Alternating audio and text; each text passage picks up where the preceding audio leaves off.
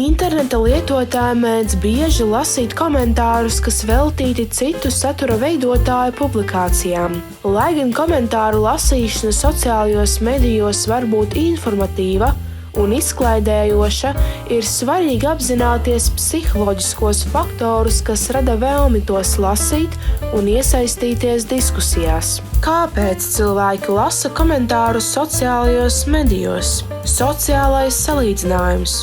Cilvēki lasa komentārus, lai redzētu, kā citi reaģē konkrētā situācijā, vai lai salīdzinātu sevi ar citiem. Apstiprinājums.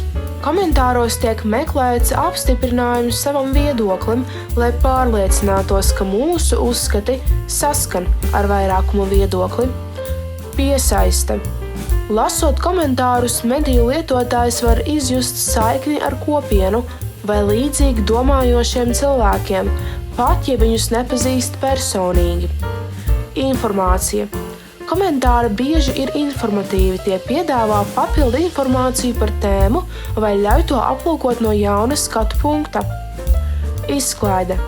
Cilvēki izklaidējas lasot komentārus, mūs aizrauj humors un drāma. Minēto faktoru izprašana palīdz izvairīties no dezinformācijas vai manipulācijām. Uzmanību! Ne visi sociālo mediju komentāri ir cilvēku radīti. Komentārus var mākslīgi ģenerēt robotprogrammatūra jeb boti, kas radīta manipulācijai un dezinformācijai. Botus pārvalda cilvēki. Tas tiek darīts ar mērķi dalīties ar ziņām un radīt iespēju, ka tām piekrīt daudzi.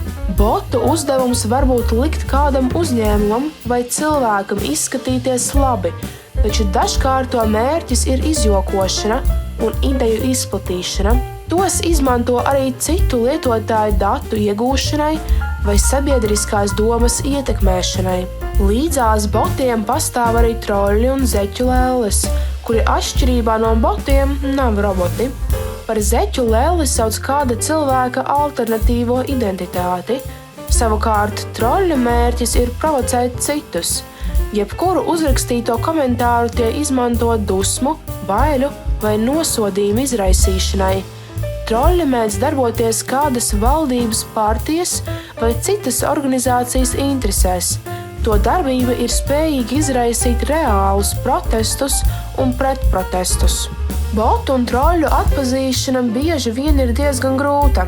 Šādu pazīmju kopums liecina, ka lietotājs iespējams ir bots vai trollis.